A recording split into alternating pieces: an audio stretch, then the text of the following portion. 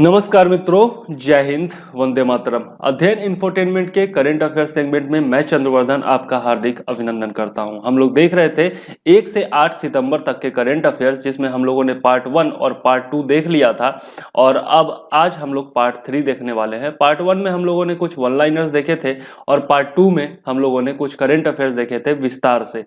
आज हमारा तीसरा पार्ट होगा और इसी के साथ 1 से 8 सितंबर तक का करंट अफेयर्स पूर्ण हो जाएगा और इसके बाद हम लोग आगे चलेंगे। तो आइए शुरू करते हैं आज का अपना करंट अफेयर्स कार्यक्रम।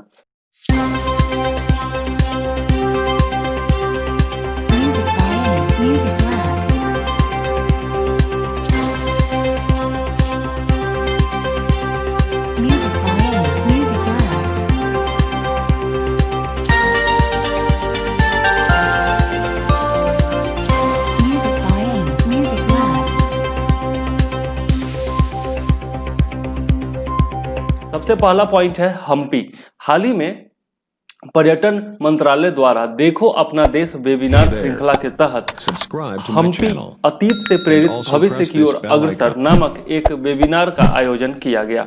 देखो अपना देश वेबिनार श्रृंखला एक भारत श्रेष्ठ भारत कार्यक्रम के तहत भारत की समृद्ध विविधता को प्रदर्शित करने की एक पहल है, यह याद रखिएगा पॉइंट।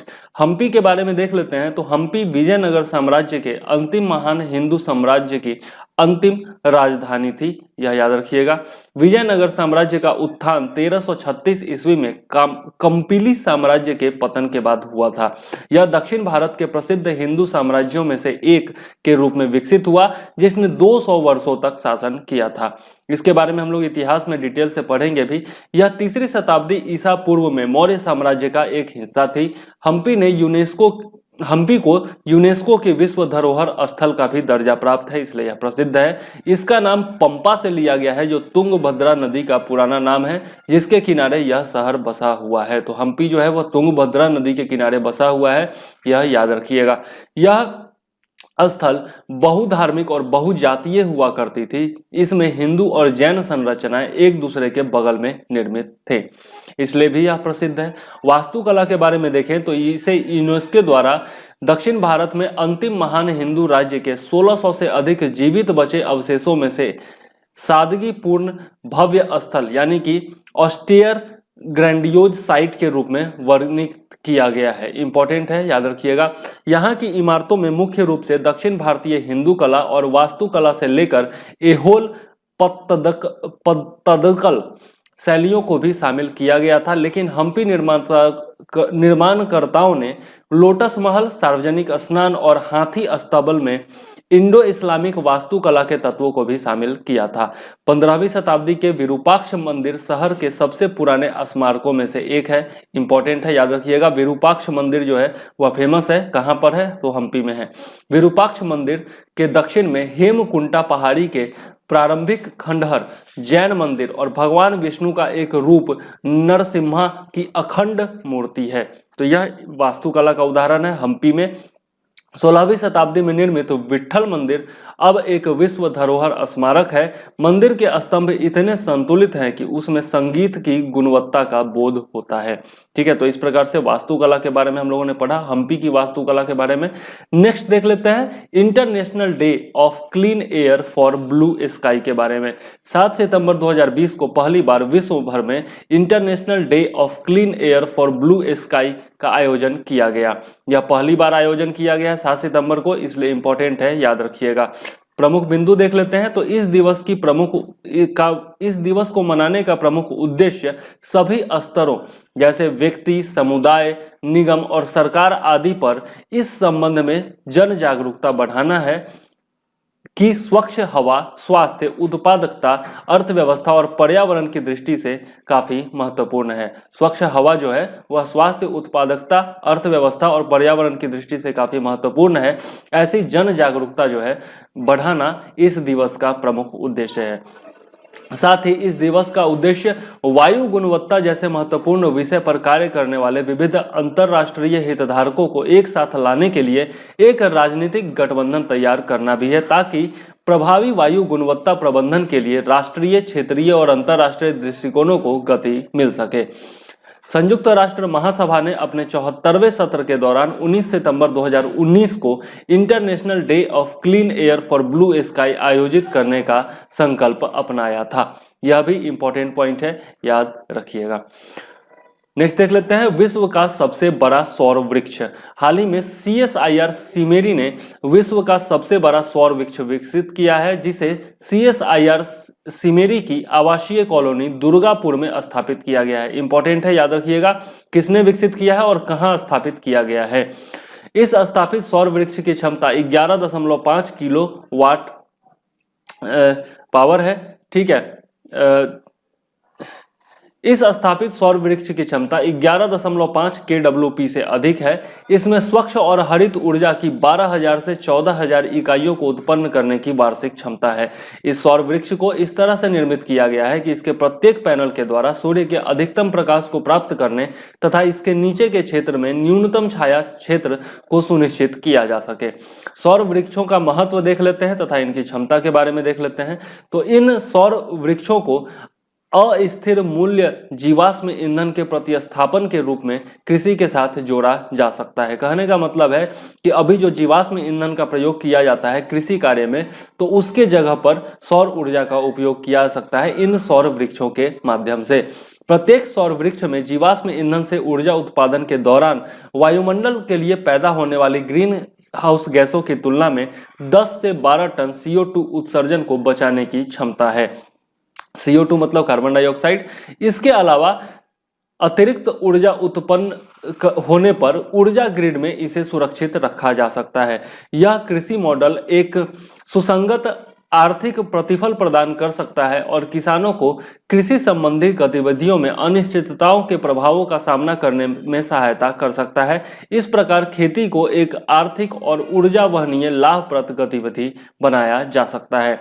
इस सौर वृक्ष में IoT आधारित सुविधाएं, इंटरनेट ऑफ थिंग्स, IoT का मतलब इंटरनेट ऑफ थिंग्स आधारित सुविधाएं अर्थात कृषि क्षेत्रों में 24 घंटे CCTV निगरानी, वास्तविक समय पर आर्द्रता की स्थिति मतलब ह्यूमिडिटी का पता लगाया जा सकता है, हवा की गति, वर्षा की भविष्यवाणी और मिट्टी के विश्लेषण सेंटर का उपयोग करने की क्षमता है। CSIR सिमेरी द्वारा विकसित सौर ऊर्जा संचालित ई सुविधा कियोस्क को व्यापक कृषि डेटाबेस प्राप्त करने के साथ साथ एकीकृत ऑनलाइन बाजार तक तत्काल और वास्तविक समय पर पहुंच के लिए ई-नाम अर्थात राष्ट्रीय कृषि बाजार के साथ जोड़ा जा सकता है सौर वृक्षों को। ठीक है, तो इस प्रकार से सौर वृक्ष के बारे में हम लोगों ने देखा, जो कि विश्व का सबसे बड़ा सौर वृक्ष है और भारत में निर्मित किया गया है CSIR सिमेरी के द्वारा। नेक्स्ट पॉइंट देख लेते हैं, चीनी मोबाइल ऐप्स पर प्रतिबंध। इलेक्ट्रॉनिक्स और सूचना प्रौद्योगिकी मंत्रालय द्वारा उन 118 मोबाइल ऐप पर प्रतिबंध लगाया गया है जो भारत की संप्रभुता एवं अखंडता, भारत की रक्षा, राज्य की सुरक्षा और सार्वजनिक व्यवस्था के लिए नुकसानदेह हैं।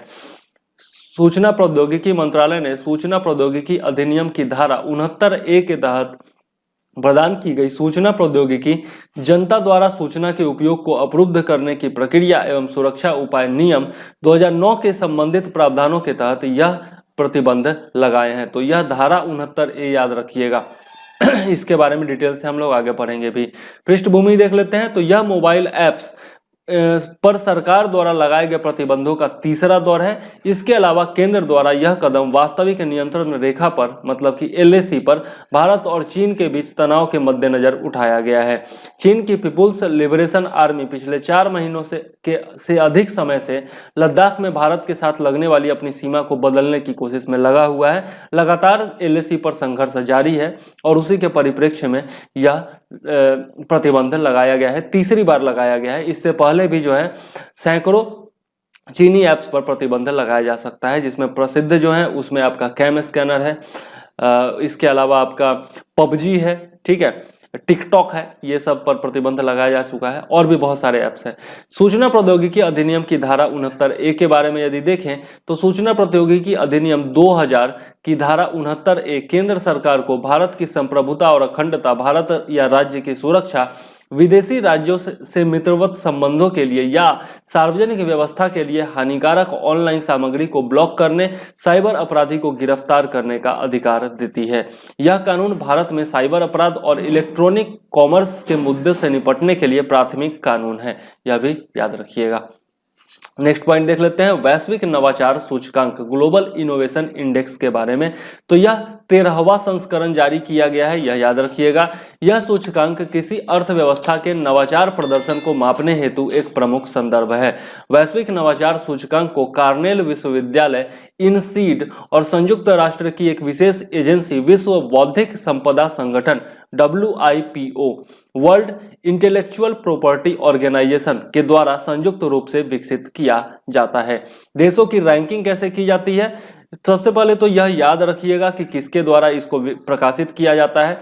देशों की रैंकिंग कैसे की जाती है? तो वैश्विक नवाचार सूचकांक 2020 रैंकिंग अनुसंधान और विकास निवेश के साथ साथ अंतरराष्ट्रीय पेटेंट और ट्रेडमार्क आवेदनों जैसे पारंपरिक मानदंडों सहित 80 संकेतकों पर आधारित होती है।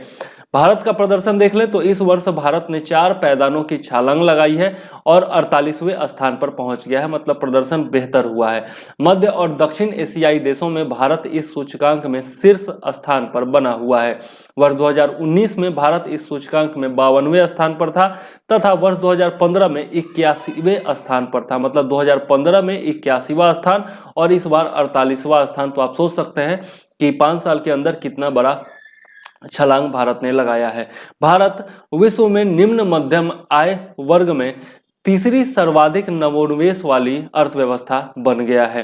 भारत ICT यानी कि सूचना और संचार प्रौद्योगिकी सेवाओं के निर्यात, सरकारी ऑनलाइन सेवाओं, विज्ञान और इंजीनियरिंग में स्नातक तथा अनुसंधान एवं विकास गहन वैश्विक कंपनियों जैसे संकेतकों में शीर्ष 15 देशों में सम्मिलित है। मतलब ये सब जो संकेतक हैं उनमें भारत जो है वह टॉप 15 कंट्रीज में सम्मिलित है।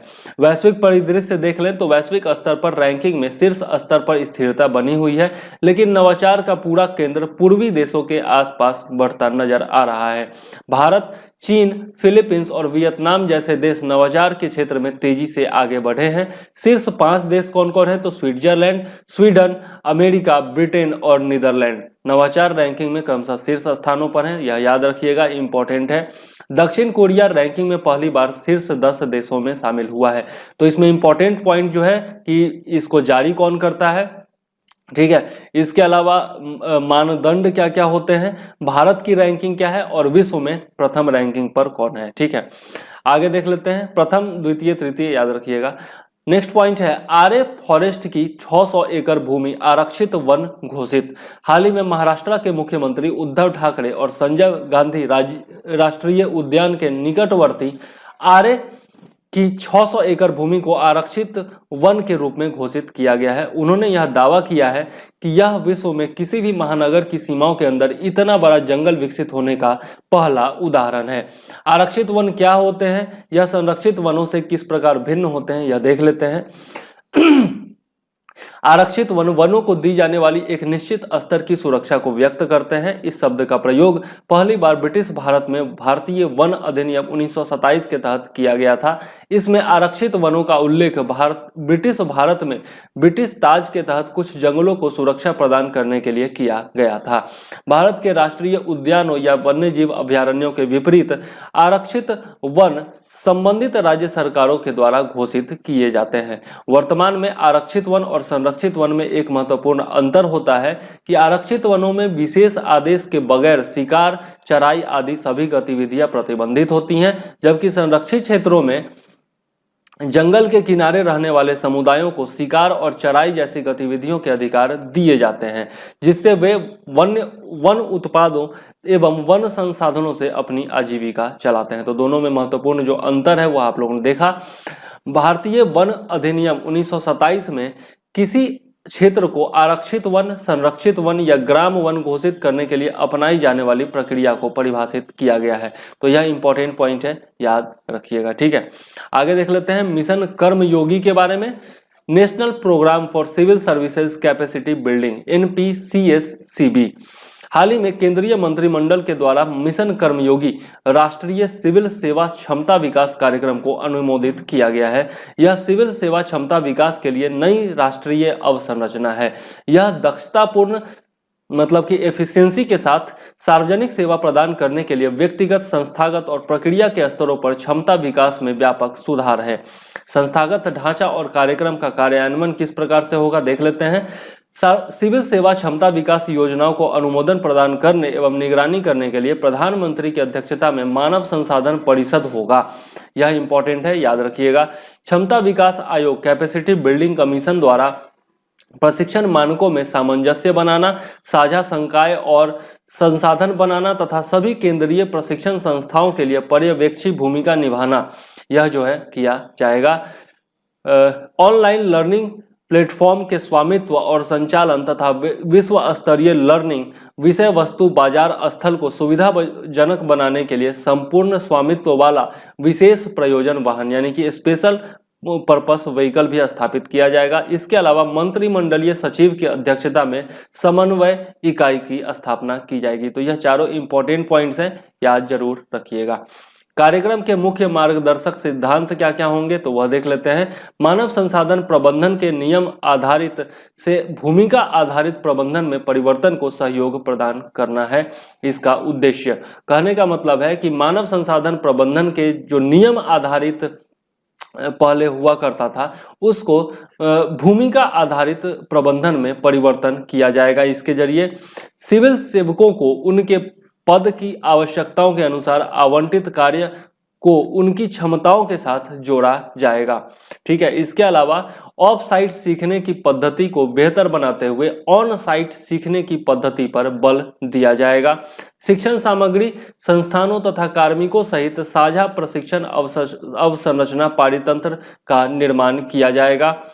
सिविल सेवा से संबंधित सभी पदों को भूमिकाओं, गतिविधियों तथा दक्षता के ढांचे मतलब framework of roles, activities and competencies संबंधी दृष्टिकोण के साथ अद्यतन किया जाएगा और प्रत्येक सरकारी निकाय में चिन्हित FRAC के प्रासंगिक अधिगम विषय वस्तु का सृजन करना और प्रदान करना इसमें शामिल होगा। ठीक है। सभी सिविल सेवकों को आत्म प्रेरित एवं अधिदेशित सीखने की प्रक्रिया पद्धति में अपनी व्यवहारात्मक, कार्यात्मक और कार्य क्षेत्र से संबंधित दक्षताओं को निरंतर विकसित एवं सुदृढ़ करने का अवसर उपलब्ध कराना होगा। प्रत्येक कर्मचारी के लिए वार्षिक वित्तीय अंशदान के माध्यम से सीखने की प्रक्रिया के साझा एवं एक समान परिवेश तंत्र के सृजन और साझाकरण के लिए अपने अपने संसाधनों को सीधे तौर पर निवेश करने हेतु सभी केंद्रीय मंत्रालयों एवं विभागों तथा उनके संगठनों को समर्थ बनाया जाएगा। सार्वजनिक प्रशिक्षण संस्थानों, विश्वविद्यालयों, स्टार्टअप्स और एकल विशेषज्ञों सहित सीखने की प्रक्रिया संबंधी सर्वोत्तम विषय वस्तु के निर्माताओं को प्रोत्साहित किया जाएगा और इनसे साझेदारी की जाएगी। क्षमता विकास, विषय वस्तु निर्माण, उपयोगकर्ता फीडबैक और दक्षताओं की मैपिंग एवं नीतिगत सुधारों के लिए क्षेत्रों की पहचान संबंधी विभिन्न पदों के संबंध में IGOT कर्मयोगी द्वारा प्रदान किए गए आंकड़ों का विश्लेषण किया जाएगा। तो इसमें कुछ शब्द जो है वो टफ जरूर है, सरकारी भाषा ऐसी ही होती है। एक बार, 2 बार, 3 बार पढ़ लीजिएगा तो आपको याद हो जाएगा। वैसे भी ये मेंस के लिए इंपॉर्टेंट है, PT के लिए इंपॉर्टेंट नहीं है। IGOT कर्मयोगी प्लेटफॉर्म के बारे में देख लेते हैं। तो प्लेटफॉर्म भारत में 2 करोड़ से भी अधिक कार्मिकों की क्षमताओं को बढ़ाने के लिए व्यापक और अत्याधुनिक संरचना सुलभ कराएगा। इस प्लेटफॉर्म के विषय वस्तु यानी कि कंटेंट के लिए एक आकर्षक एवं विश्व स्तरीय बाजार के रूप में विकसित होने की उम्मीद है, जहां सावधानी पूर्वक व्यवस्थित और पुनरीक्षित डिजिटल ई-लर्निंग सामग्री उपलब्ध कराई जाएगी। क्षमता विकास के अलावा सेवा मामलों जैसे कि परिवीक्षा अवधि के बाद पुष्टिकरण या अस्थायीकरण, तैनाती, कार्य निर्धारण और रिक्तियों की अधिसूचना आदि को अंततः प्रस्तावित दक्षता या योग्यता संरचना के साथ एकीकृत कर दिया जाएगा। विभिन्न प्रस्तावित निकायों के कार्य क्या क्या होंगे तो क्षमता विकास आयोग का क्या कार्य होगा यह देख लेते हैं। वार्षिक क्षमता विकास योजनाओं का अनुमोदन करने में PM सार्वजनिक मानव संसाधन परिषद की सहायता करना इसका कार्य होगा। इसके अलावा सिविल सेवा क्षमता विकास से जुड़े सभी केंद्रीय प्रशिक्षण संस्थानों का कार्यात्मक पर्यवेक्षण करना, आंतरिक एवं बाह्य संकाय और संसाधन केंद्रों सहित साझा शिक्षण संस्थानों का सृजन करना, हितधारक विभागों के साथ क्षमता विकास योजनाओं के कार्यान्वयन के लिए समन्वय और पर्यवेक्षण करना, प्रशिक्षण एवं क्षमता विकास, शिक्षण शास्त्र और पद्धति के मानकीकरण पर सिफारिशें पेश करना, सभी सिविल सेवाओं में करियर के मध्य में सामान्य प्रशिक्षण कार्यक्रमों के लिए मानदंड निर्धारित करना, सरकार को मानव संसाधन के प्रबंधन और क्षमता विकास के क्षेत्रों में आवश्यक नीतिगत उपाय सुझाना। पूर्ण स्वामित्व वाला विशेष प्रयोजन वाहन मतलब कि स्पेशल पर्पस व्हीकल, इसका क्या कार्य होगा? तो इसे कंपनी अधिनियम 2013 की धारा 8 के तहत स्थापित किया जाएगा। यह एक गैर लाभ Arjak non for profit company होगी। यह आईगॉट कर्मयोगी प्लेटफॉर्म का स्वामित्व रखेगी और प्रबंधन करेगी। एसपीवी स्पेशल पर्पस व्हीकल विषय वस्तु बाजार का निर्माण और संचालन करेगी और यह विषय वस्तु वैधीकरण, स्वतंत्र निरीक्षण, आकलन एवं टेलीमेट्री डाटा उपलब्धता से संबंधित आईगॉट कर्मयोगी प्लेटफॉर्म की प्रमुख व्यावसायिक सेवाओं का प्रबंधन करेगी। यह स्पेशल पर्पस व्हीकल ही भारत सरकार की ओर से सभी बौद्धिक संपदा अधिकारों का स्वामित्व रखेगी। यह लास्ट वाला इंपॉर्टेंट पॉइंट है, याद रखिएगा। नेक्स्ट है सार्वजनिक मानव संसाधन परिषद। इसका क्या कार्य होगा? तो इसमें प्रधानमंत्री की अध्यक्षता में चयनित केंद्रीय मंत्रियों, मुख्यमंत्रियों, प्रख्यात सार्वजनिक मानव संसाधन पेशेवरों, विचारकों, वैश्विक विचारकों और लोक सेवा प्रतिनिधियों को सम्मिलित किया जाएगा। सार्वजनिक मानव संसाधन परिषद शीर्ष निकाय के तौर पर कार्य करेगी जो सिविल सेवा सुधार कार्य और क्षमता विकास को कार्यनीतिक दिशा प्रदान करेगी। इस कार्यक्रम के महत्व के बारे में देख लेते हैं। तो मिशन कर्मयोगी का लक्ष्य भारतीय सिविल सेवकों को और भी अधिक रचनात्मक, सृजनात्मक, विकासशील, नवाचारी, अधिक क्रियाशील, प्रोफेशनल, प्रगतिशील, ऊर्जावान, सक्षम, पारदर्शी और प्रौद्योगिकी समर्थ बनाते हुए भविष्य के लिए तैयार करना है। विशिष्ट भूमिका दक्षताओं से युक्त सिविल सेवक उच्चतम गुणवत्ता मानकों वाले प्रभावकारी सेवा प्रदायगी सुनिश्चित करने में सक्षम होंगे। कहने का मतलब यह है, सिविल सेवकों का जब चयन किया जाएगा, सिविल सेवा अभ्यर्थियों का जब चयन किया जाएगा इंटरव्यू के बाद, तब उनको जो है अधिक सक्षम बनाने के लिए यह कार्यक्रम शुरू किया गया है। ठीक है, मतलब जिस प्रकार की उनकी योग्यता, अब मान लिया जितने भी आपके सिविल सेवा अभ्यर्थी हैं, सब में एक ही प्रकार की योग्यता तो होती नहीं है, सब में अलग अलग योग्यता होती है, सबकी जो शैक्षणिक पृष्ठभूमि होती है वह भी अलग अलग होती है। तो उनके पास जो भी क्षमता है उसके अनुसार उनके कार्यों का विभाजन किया जाएगा, उनको वैसा जो है पोस्ट दिया जाएगा और उसी के आधार पर वो काम करेंगे। तो अधिक ज़्यादा रचनात्मक, सृजनात्मक जो है इनको बनाया जा सकेगा और देश के लिए बहुत बड़ा योगदान वो दे सकेंगे। ठीक है, आगे देख लेते हैं आत्महत्याओं तथा दुर्घटनावश हुई मौतों पर एनसीआरबी की report, national crime record bureau का रिपोर्ट। ठीक है, हाल ही में राष्ट्रीय अपराध रिकॉर्ड ब्यूरो द्वारा आत्महत्याओं तथा दुर्घटनावश हुई मौतों पर एक रिपोर्ट जारी की गई है। इस रिपोर्ट से पता चलता है कि देश भर में पिछले वर्ष 2018 के आंकड़ों की तुलना में आत्महत्याओं तथा दुर्घटनावश हुई मौतों की संख्या में वृद्धि हुई है। देश में आत्महत्याओं पर रिपोर्ट देख लेते हैं। तो संख्या याद रखना जरूरी नहीं है, बस इतना याद रखिए कि आत्महत्याओं की संख्या बढ़ गई है। कुल आत्महत्याओं में से पुरुष द्वारा की गई आत्महत्याएं इतना थी। इसमें सर्वाधिक आत्महत्याएं जो है दैनिक वेतन भोगी पुरुषों के द्वारा की गई। इसके बाद स्वनियोजित और बेरोजगार व्यक्तियों ने आत्महत्या की। संख्या याद रखना जरूरी नहीं है, किसने कौन आत्महत्याओं के मामले में प्रथम स्थान पर था, किस प्रकार के लोग थे, यह याद रखिएगा। आत्महत्या करने वाली कुल महिलाओं में से आधी से अधिक गृहिणियां थी। बेरोजगार व्यक्तियों द्वारा सबसे ज्यादा आत्महत्याएं केरल में, उसके बाद महाराष्ट्र में, उसके बाद तमिलनाडु में, फिर कर्नाटक में और ओडिशा में की गई। तो इंपॉर्टेंट है, याद रखिएगा कि सबसे ज्यादा केरल में आत्महत्याएं की गई है बेरोजगार व्यक्तियों के द्वारा। व्यावसायिक गतिविधियों में लगे हुए व्यक्तियों में सर्वाधिक आत्महत्याएं महाराष्ट्र में की गई हैं। उसके बाद तमिलनाडु, कर्नाटक, पश्चिम बंगाल और मध्य प्रदेश का स्थान आता है। तो यह भी इंपॉर्टेंट पॉइंट है। शहरों में आत्महत्या की दर जो है वह अखिल भारतीय औसत की तुलना में से अधिक थी, मतलब शहरों के लोग ज्यादा आत्महत्या कर रहे हैं। सामूहिक या पारिवारिक आत्महत्या के मामले में तमिलनाडु सबसे मतलब प्रथम स्थान पर है। उसके बाद आंध्र प्रदेश, केरल और पंजाब तथा राजस्थान का स्थान रहा है।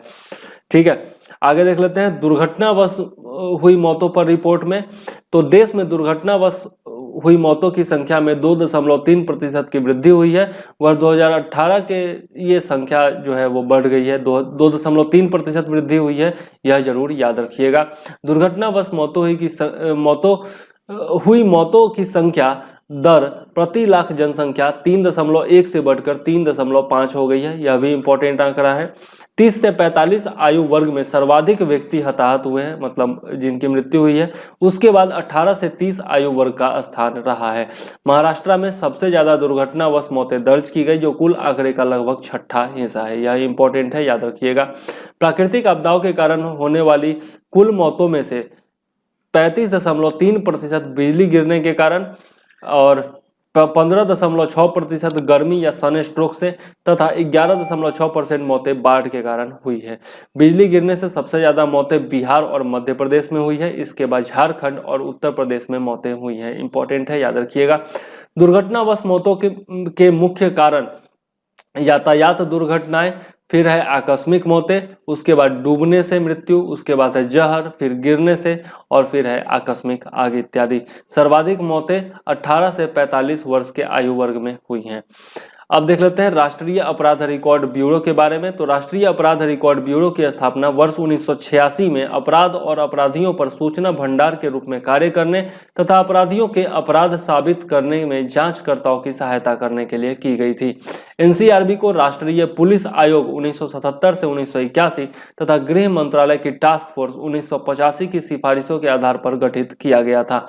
एनसीआरबी देश में होने वाले अपराधों के वार्षिक आंकड़े पेश करता है, भारत में अपराध रिपोर्ट के रूप में, इंपॉर्टेंट है, याद रखिएगा।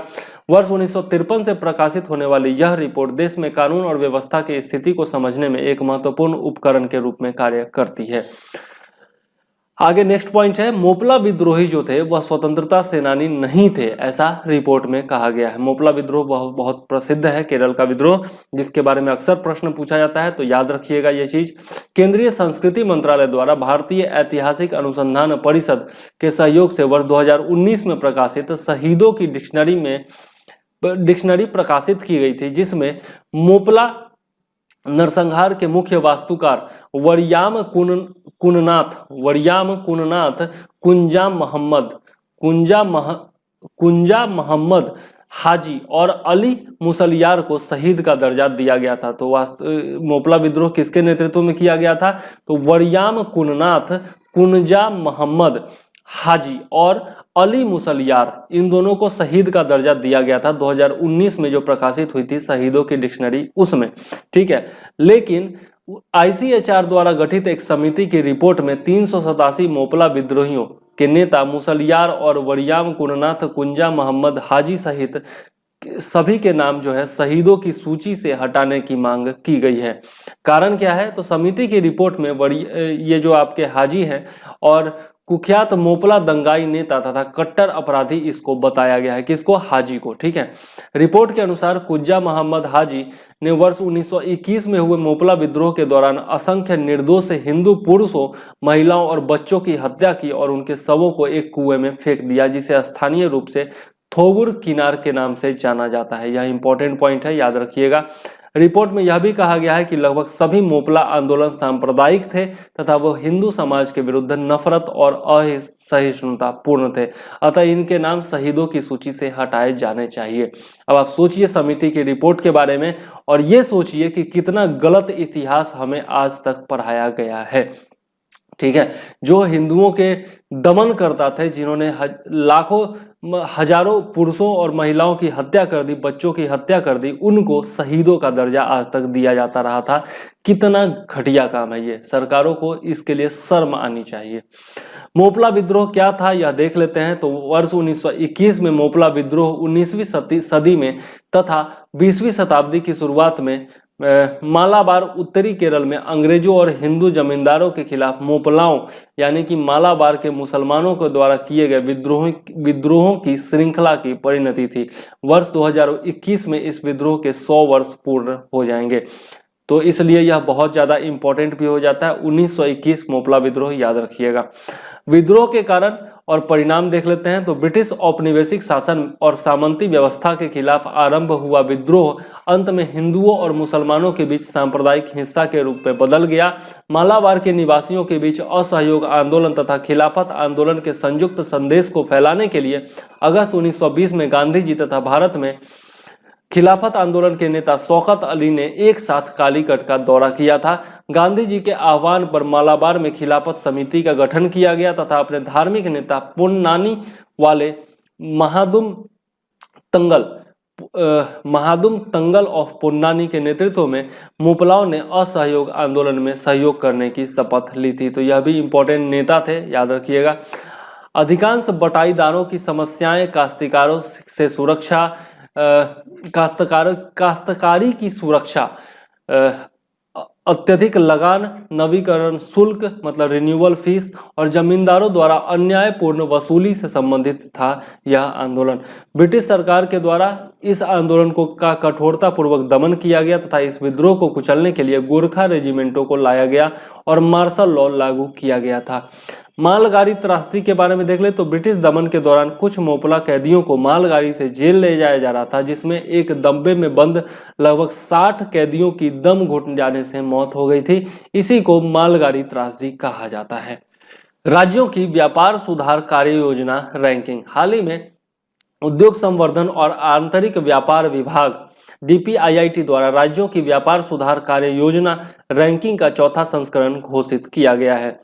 व्यापार सुधार कार्य योजना के आधार पर राज्यों की रैंकिंग तय करने का काम 2015 में शुरू किया गया था। वर्तमान रैंकिंग में एक बड़े परिवर्तन के रूप में सरकार द्वारा राज्य के प्रदर्शन को विशेष रूप से उपयोगकर्ता के फीडबैक से जोड़ने का निर्णय लिया गया है। राज्य सुधार कार्य योजना 2019 के तहत शीर्ष 10 राज्य कौन कौन है? तो पहले पर है आंध्र प्रदेश, उसके बाद उत्तर प्रदेश, फिर तेलंगाना, मध्य प्रदेश, झारखंड, छत्तीसगढ़, हिमाचल प्रदेश, राजस्थान, पश्चिम बंगाल और गुजरात। ये शीर्ष 10 राज्य हैं। प्रथम 5 का नाम याद रखिएगा तो अच्छा रहेगा, ठीक है। यहाँ पर आप देख सकते हैं कि 2019 में रैंकिंग क्या है, 2018 में रैंकिंग क्या है, ठीक है, और चेंज कितना कितना आया है रैंकिंग में, ठीक है।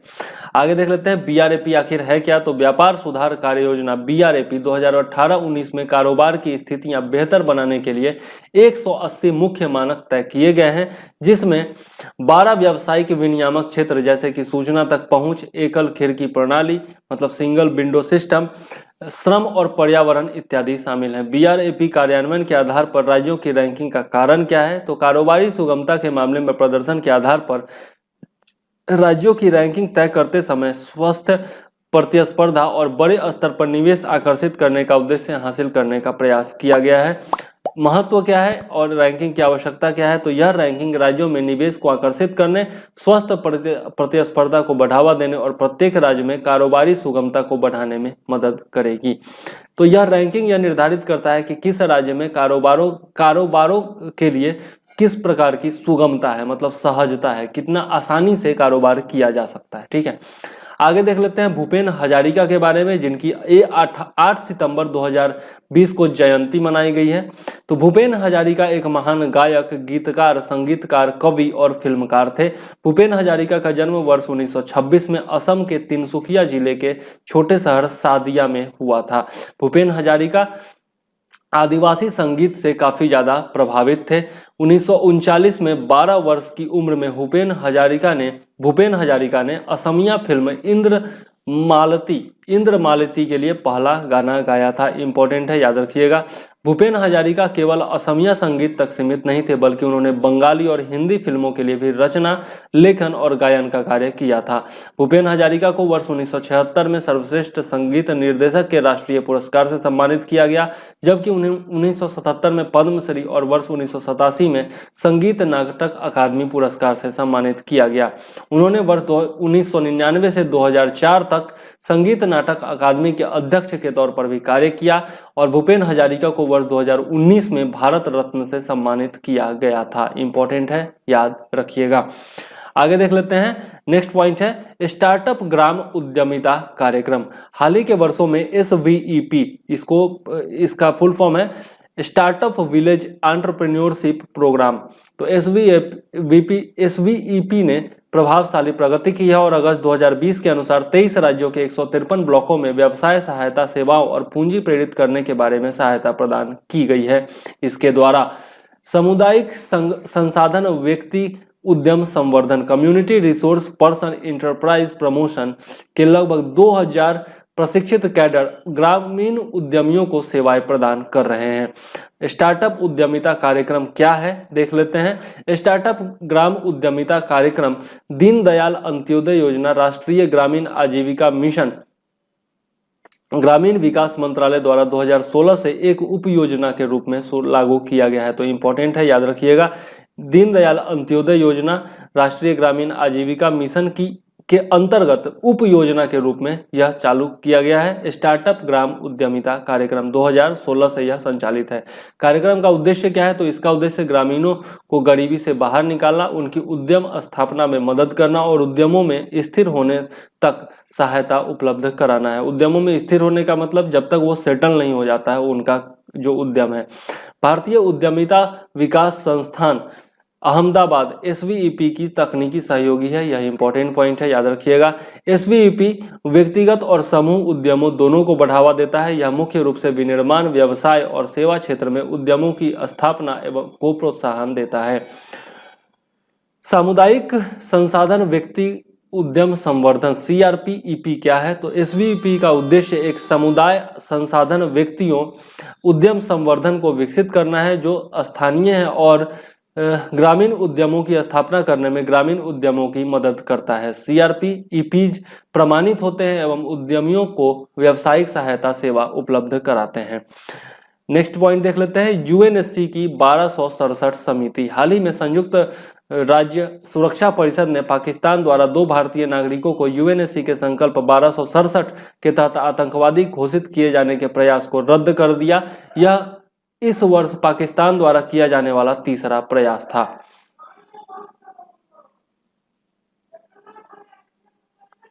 UNSC 1267 समिति क्या है देख लेते हैं। संयुक्त राष्ट्र सुरक्षा परिषद की समिति 1267 को 1999 में गठित किया गया था तथा 11 सितंबर 2001 के हमलों के बाद इसे अधिक शक्तिशाली बनाया गया। इस समिति को दाएश तथा अल कायदा प्रबंधन समिति के नाम से भी जाना जाता है। इसमें संयुक्त राष्ट्र सुरक्षा परिषद के सभी अस्थायी और गैर अस्थायी सदस्य सम्मिलित होते हैं। 1267 आतंकवादियों की सूची संयुक्त राष्ट्र सुरक्षा परिषद से स्वीकृत एक वैश्विक सूची है जिसमें पाकिस्तानी नागरिक और इसके निवासी बड़ी संख्या में सूचीबद्ध हैं। सूचीबद्ध करने हेतु निर्धारित मानदंड क्या क्या है? तो किसी व्यक्ति, समूह या इकाई को UNSC 1267 के तहत सूचीबद्ध करने के लिए पेश किए गए प्रस्ताव में इसके द्वारा अल कायदा प्रबंधन समिति ISIL, दाएश अथवा इससे जुड़ी किसी इकाई, समूह, पृथक समूह आदि के लिए किसी कार्य या गतिविधियों के लिए वित्त पोषण योजना सुविधा प्रदान करने को सम्मिलित किया जाना आवश्यक है। कोई भी सदस्य देश किसी व्यक्ति, समूह या संस्था को सूचीबद्ध करने के लिए प्रस्ताव पेश कर सकता है। समिति 1267 की बैठक के लिए 4 कार्य दिवसों की पूर्व नोटिस की आवश्यकता होती है। किसी व्यक्ति, समूह या संस्था को सूचीबद्ध किए जाने अथवा नहीं किए जाने के संबंध में निर्णय सर्वसम्मति से लिए जाते हैं। आगे देख लेते हैं लद्दाख के पैंगोंग त्सो के दक्षिणी किनारे के महत्व के बारे में। भारत और चीन के बीच कई स्थानों पर सीमाएं अनिश्चित हैं तथा पैंगोंग त्सो सहित कई क्षेत्रों में दोनों देशों के मध्य वास्तविक नियंत्रण रेखा यानी कि LAC की अवधारणा में भिन्नता है। हाल ही में भारतीय सैनिकों द्वारा पैंगोंग त्सो के दक्षिणी तट के समीप चीनी सैनिकों के कुछ पहाड़ियों पर कब्जा करने के प्रयास को विफल कर दिया गया है। इस स्थान पर विवाद का क्या कारण है वह देख लेते हैं। तो वास्तविक नियंत्रण रेखा लाइन ऑफ एक्चुअल कंट्रोल, सामान्यतः यह रेखा पैंगोंग त्सो की चौड़ाई को छोड़कर स्थल से होकर गुजरती है तथा वर्ष 1962 से भारतीय और चीनी सैनिकों को विभाजित करती है।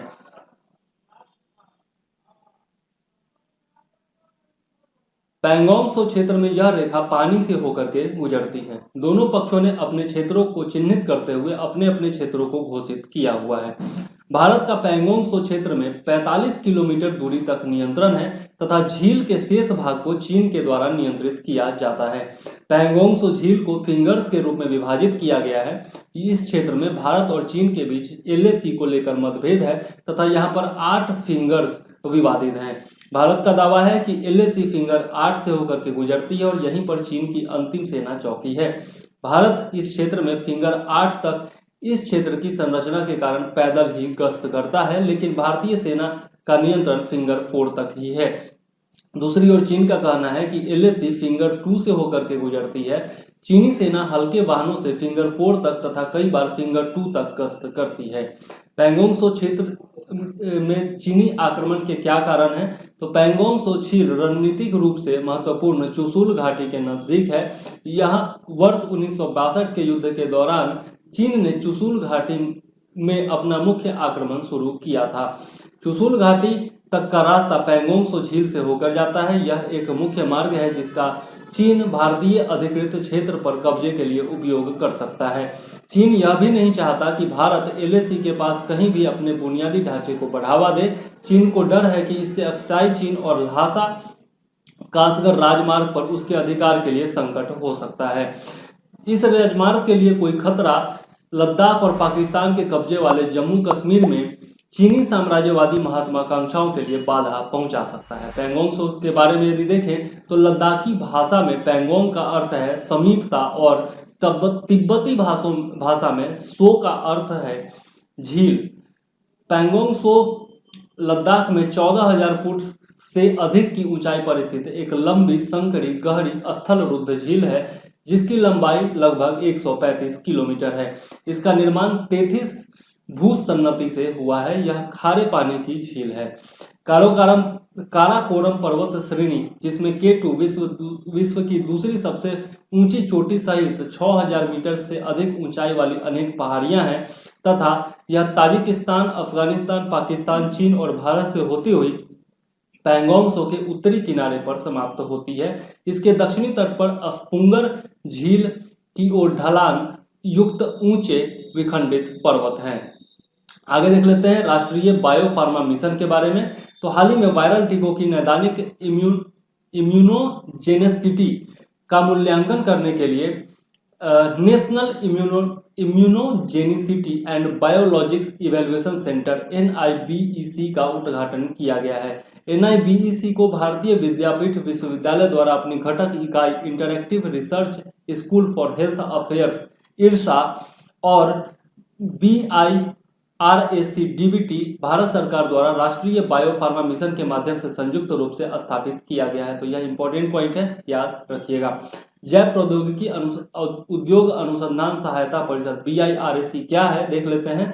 भारत सरकार के जैव प्रौद्योगिकी विभाग द्वारा स्थापित जैव प्रौद्योगिकी उद्योग अनुसंधान सहायता परिषद BIRAC एक गैर लाभकारी सार्वजनिक क्षेत्र का उद्यम है।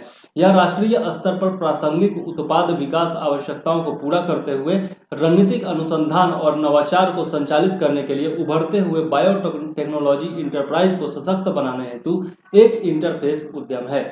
राष्ट्रीय बायोफार्मा मिशन के बारे में देखें तो राष्ट्रीय बायोफार्मा मिशन भारत की जनसंख्या के स्वास्थ्य मानकों के अनुसार में सुधार के उद्देश्य से देश में किफायती उत्पादों को वितरित करने के लिए समर्पित है। यह देश में बायोफार्मास्यूटिकल विकास में तेजी लाने के लिए एक उद्योग शैक्षणिक सहयोग मिशन है। इसे वर्ष 2017 में कुल 1500 करोड़ रुपए की लागत से आरंभ किया गया था तथा यह विश्व बैंक के ऋण द्वारा 50% सह वित्त पोषित है। यह इंपॉर्टेंट पॉइंट है, याद रखिएगा। इसे जैव प्रौद्योगिकी उद्योग अनुसंधान सहायता परिषद BIRAC द्वारा क्रियान्वित किया जा रहा है। यह भी इंपॉर्टेंट है, याद रखिएगा।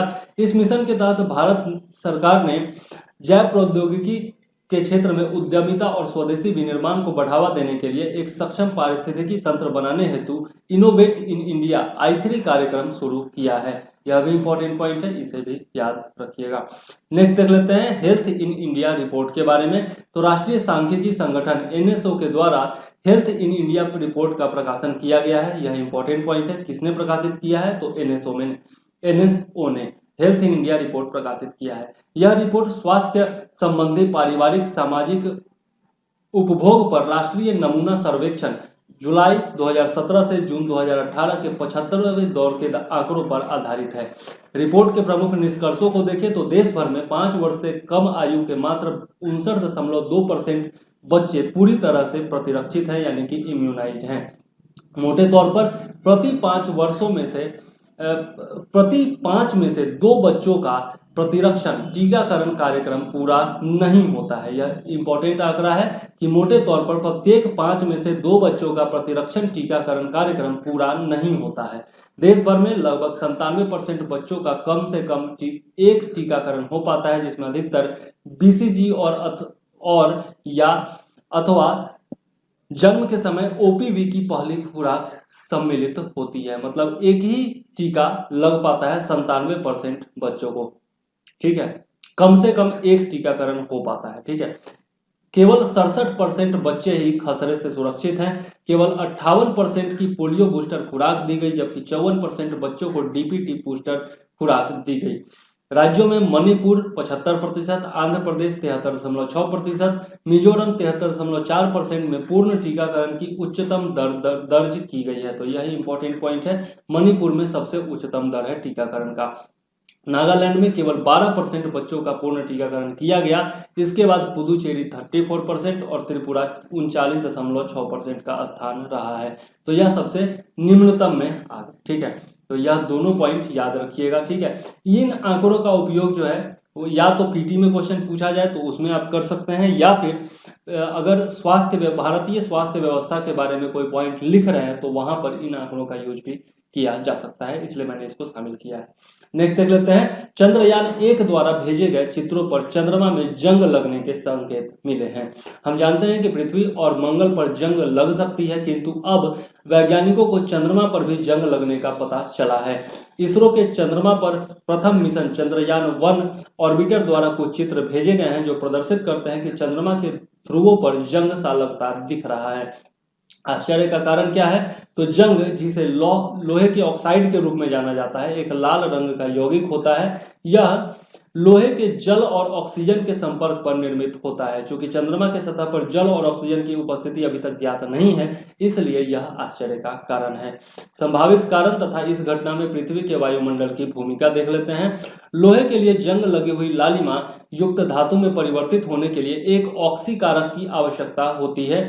ऑक्सीजन अणु के समान ऑक्सीकारक लोहे जैसी धातु के इलेक्ट्रॉनों को अलग करते हैं, किंतु चंद्रमा पर वातावरण नहीं पाया जाता है, अतः यहाँ पर रासायनिक अभिक्रिया हेतु ऑक्सीजन उपलब्ध नहीं है। लेकिन चंद्रमा की सतह पर पृथ्वी के वायुमंडल से प्राप्त की गई ऑक्सीजन की कुछ मात्रा के संकेत प्राप्त हुए हैं।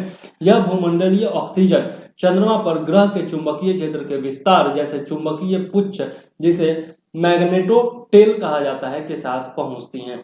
प्रत्येक पूर्णिमा पर चुंबकीय पुच्छ मैग्नेटोटेल चंद्रमा पर टकराने वाली 99% सौर हवाओं को अवरुद्ध कर देता है। इस दौरान यह चंद्रमा की सतह पर अस्थायी रूप से आवरण का निर्माण करता है, जिससे जंग लगने के लिए समय मिल जाता है।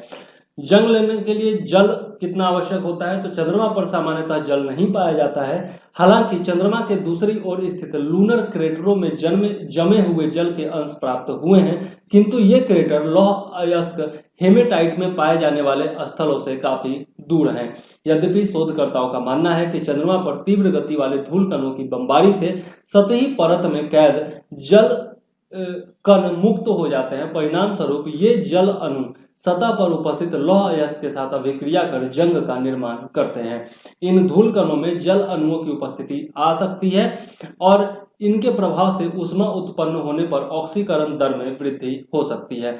बमबारी करने वाले तेज गति वाले धूल कण पानी के अणुओं को चंद्रमा की सतह पर परत में बंद कर सकते हैं, जिससे पानी लोहे के साथ मिल जाता है। ये धूल कण शायद पानी के अणुओं को भी ले जा रहे हैं और उनके प्रभाव से गर्मी पैदा हो सकती है, जो ऑक्सीकरण दर को बढ़ा सकती है। पृष्ठभूमि देख लेते हैं। तो चंद्रयान 1 को वर्ष 2008 में प्रक्षेपित किया गया था। यह भारत का पहला चंद्र प्रोब है। इंपॉर्टेंट पॉइंट है, 2008 में प्रक्षेपित किया गया था, याद रखिएगा।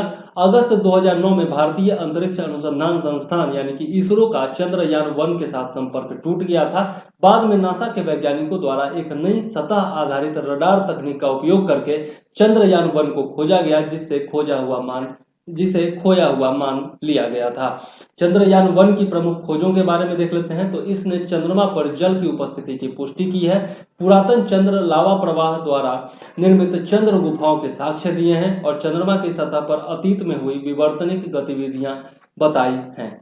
ठीक है, नेक्स्ट पॉइंट देख लेते हैं और यह हमारा लास्ट पॉइंट होगा। भारत हाइपरसोनिक मिसाइल क्लब में सम्मिलित हो गया है। भारत द्वारा हाइपरसोनिक मिसाइल तकनीक का सफलतापूर्वक परीक्षण किया गया है। इसके साथ ही भारत हाइपरसोनिक तकनीक विकसित करने वाला अमेरिका, रूस और चीन के बाद चौथा ऐसा देश बन गया है।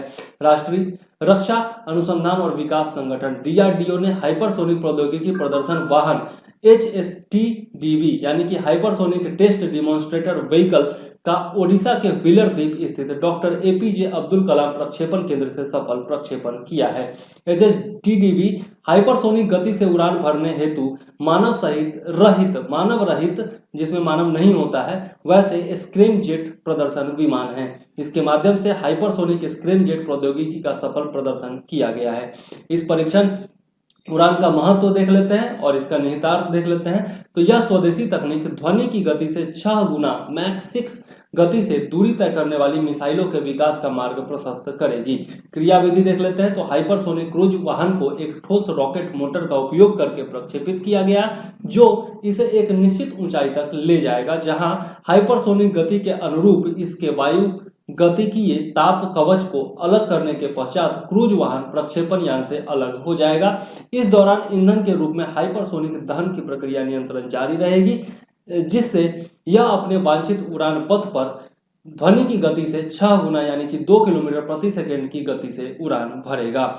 अनुप्रयोग देख लेते हैं। तो इस प्रौद्योगिकी का उपयोग भविष्य की लंबी दूरी की क्रूज मिसाइलों में किया जा सकता है। इसका उपयोग कम लागत पर उपग्रह को प्रक्षेपित करने के लिए भी किया जा सकता है। अब देख लेते हैं क्रूज मिसाइल और बैलिस्टिक मिसाइल में अंतर क्या होता है। क्रूज मिसाइल का लक्ष्य पहले से सेट किया जाता है तथा ये अपने लक्ष्य को नेविगेट करते हैं। यह प्रक्षेपास्त्र प्रायः जेट इंजन से संचालित होते हैं। क्रूज मिसाइलों को स्थलीय हमलों तथा जहाज रोधी उद्देश्यों के लिए स्थल, समुद्र या हवा से प्रक्षेपित किया जा सकता है तथा यह सबसोनिक, सुपरसोनिक और हाइपरसोनिक गति से दूरी तय कर सकते हैं। सोनिक का मतलब होता है साउंड की गति, मतलब कि जो आपका ध्वनि की गति होता है उसको सोनिक स्पीड कहा जाता है और इसको मैक में डिनोट किया जाता है। उससे कम जो गति होता है हवा, मतलब ध्वनि की गति से जो कम गति होती है उसको सबसोनिक गति कहा जाता है। ठीक है, ध्वनि की गति से जो ऊपर गति होती है उससे ज्यादा जो गति होती है उसको सुपरसोनिक कहा जाता है और हाइपरसोनिक कहा जाता है यदि 5 मैक से अधिक स्पीड हो तो उसको हाइपरसोनिक कहा जाता है। ठीक है, 1 से 5 मैक तक आपका सुपरसोनिक हो गया और 5 मैक से अधिक जो हो गया तो हाइपरसोनिक गति कहा जाता है। क्रूज मिसाइल पृथ्वी की सतह से समानांतर चलते हैं और इसलिए एंटी मिसाइल सिस्टम द्वारा आसानी से इनका पता नहीं लगाया जा सकता है। इन प्रक्षेपास्त्रों को मुख्य रूप से बड़े विस्फोटकों को लंबी दूरी तक उच्च सटीकता से ले जाने के लिए बनाया जाता है। अब देख लेते हैं बैलिस्टिक मिसाइल के बारे में। तो बैलिस्टिक मिसाइल को सीधे हवा में प्रक्षेपित किया जाता है तथा यह एक अर्धचंद्राकार पथ यानी कि बैलिस्टिक ट्रैजेक्टरी का अनुसरण करती है। वायुमंडल की ऊपरी परतों में पहुंचकर इसमें लगा हुआ वारहेड मिसाइल से अलग होकर पूर्व निर्धारित लक्ष्य की ओर गिरता है। वे रॉकेट चालित स्व निर्देशित हथियार प्रणाली होते हैं जो पारंपरिक एवं परमाणु हथियारों को ले जाने में सक्षम होते हैं। इन्हें विमान, जहाजों और पनडुब्बियों तथा स्थल से प्रक्षेपित किया जा सकता है। अंतर महाद्वीपीय बैलिस्टिक मिसाइल ICBM क्या होते हैं? Intercontinental ballistic missiles. अंतर महाद्वीपीय बैलिस्टिक मिसाइल या ICBM परमाणु और अन्य पेलोड ले जाने में सक्षम निर्देशित मिसाइलें होती हैं। ICBM की न्यूनतम मारक क्षमता 5500 किलोमीटर तथा अधिकतम मारक क्षमता 7000 से 16000 किलोमीटर तक होती है। विश्व में केवल कुछ देशों जैसे रूस, संयुक्त राज्य अमेरिका, चीन, फ्रांस, भारत और उत्तर कोरिया के पास ही ICBM क्षमता है। ठीक है, तो भारत का प्रमुख स्थान है। अंतरिक्ष के क्षेत्र में भी हम लोग प्रगति कर रहे हैं और रक्षा क्षेत्र में भी हम लोग प्रगति कर रहे हैं। इस प्रकार से करंट अफेयर समाप्त होता है आपका 1 से 8 सितंबर का। अगर वीडियो पसंद आए तो लाइक जरूर कीजिए, शेयर जरूर कीजिए और सब्सक्राइब जरूर कीजिए। ठीक है, अक्सर मैं देखता हूं कि आप लोग जो है पूरा वीडियो नहीं देखते हैं, यह बहुत गलत बात है। और वन लाइनर देख लेते हैं और बाकी जो डिटेल में वीडियो दिया जाता है वह आप लोग नहीं देखते हैं, तो यह गलत बात है। आपका कहीं से भी क्वेश्चन पूछा जा सकता है और ये सब भी इंपॉर्टेंट होते हैं तभी मैं वीडियो बनाता हूँ, इंपॉर्टेंट नहीं होते तो वीडियो मैं नहीं बनाता, इसलिए पूरा देखा कीजिए। ठीक है, और अपने दोस्तों को भी हमसे जोड़िए इस चैनल से, क्योंकि नया चैनल है तो आप लोगों को सहयोग करना आवश्यक है। ठीक है, और इसके अलावा अगर PDF चाहिए तो आप लोग संपर्क कर सकते हैं 9525 360283 पर व्हाट्सएप मुझे कर सकते हैं, या फिर कॉल करना हो तो 7004385014 पर कॉल कर सकते हैं। इसके अलावा